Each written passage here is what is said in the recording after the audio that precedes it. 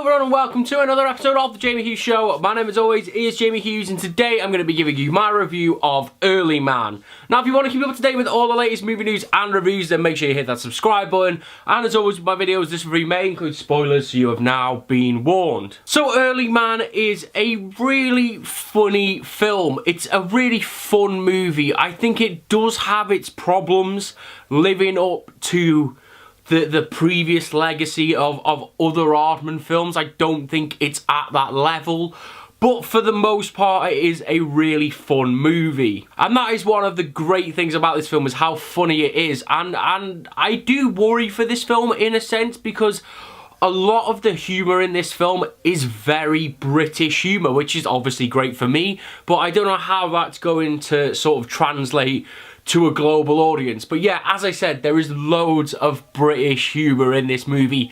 And one of the nice things about this film is that it's not really overly forced. A lot of the very funny moments in this film are kind of throwaway one-liners or little ad-libs or stuff going on in the background. There is one little sequence in this movie that just made me proper belly laugh for about 5 minutes, and it's just something so stupid but sums up Aardman perfectly. It's when Doug first enters the Bronze Age and he's like walking around the streets and there's a zebra crossing and it's like a literal zebra and people are walking across it. It just really made me laugh, and that is like one of the huge positives of this film. As I said, it's how funny it is.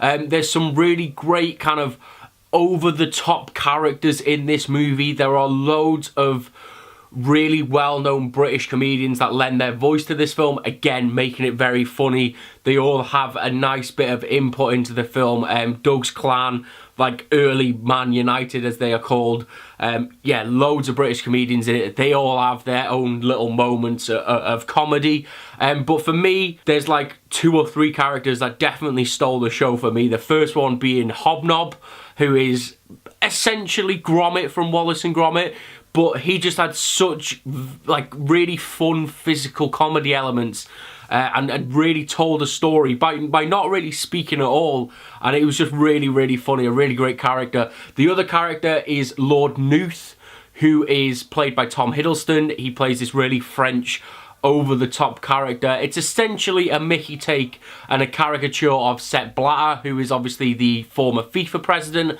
and he nailed that perfectly. A really like kind of over-the-top campy performance from him, and it was really fun.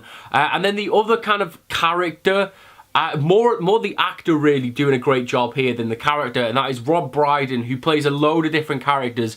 But for me, my favourite of his collection of characters is when it gets to the football match and he's like Ray and Ray, I think they're called. But they, again, are 2 like really big Mickey takes of 2 well-known British commentators in John Motson and Alan Hansen. There was just like some proper great banter, and you could tell he just had a lot of fun creating these characters, and I would really love to know how much of that was scripted, because it just looked like he was just like flying off the cuff and just coming up with all these great little one-liners. This movie is very funny, but I think it lets itself down in every other aspect. I really didn't like Doug. I'm not the biggest fan of Eddie Redmayne, and I think that's what kind of... There was something in my brain that I knew it was Eddie Redmayne voicing Doug that just turned me off from this film. I thought Doug was a really weak main character. I think the look of Doug didn't really work. He looked too stupid to actually be doing what he was doing, if that makes sense. It just... I had an instant disconnect to Doug, and obviously he's supposed to be carrying this film, and yeah, it just didn't really work for me. Same with Maisie Williams' character. I thought she did have a little bit of a bad French accent, which again takes you out of that immersion of this film. And yeah, the story, although it's a fun story, there is no real substance to it, which I guess is fine. Like, this is a kids film. I very much recommend you do go and take your kids to see this, because it will keep them entertained for the hour and 20 minutes that the film is on for. But again, it's just... it felt like it was missing something for me. It felt like it was missing that spark that we've seen from other Aardman films, such as like Wallace and Gromit, Chicken Run, and even Shaun the Sheep to an extent. And yeah, that's kind of my review. It is a fun movie, but it does let itself down in places, and it did kind of miss the mark with the overall story, I think. But I do recommend, as I say, I do recommend you go and see this film. I recommend you take your kids. I know it's half term over here in the UK starting from next week, from Monday. So I think it's definitely still going to be in the cinemas, so definitely take your kids to go and see this because it is a fun time. And again, I don't want to be overly negative because it is a kids film. It's designed to entertain kids and it will definitely do that.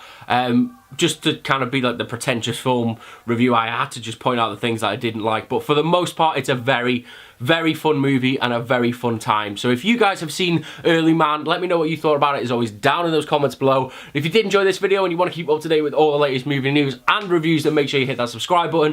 And I'll see you in the next one. Ta-ra.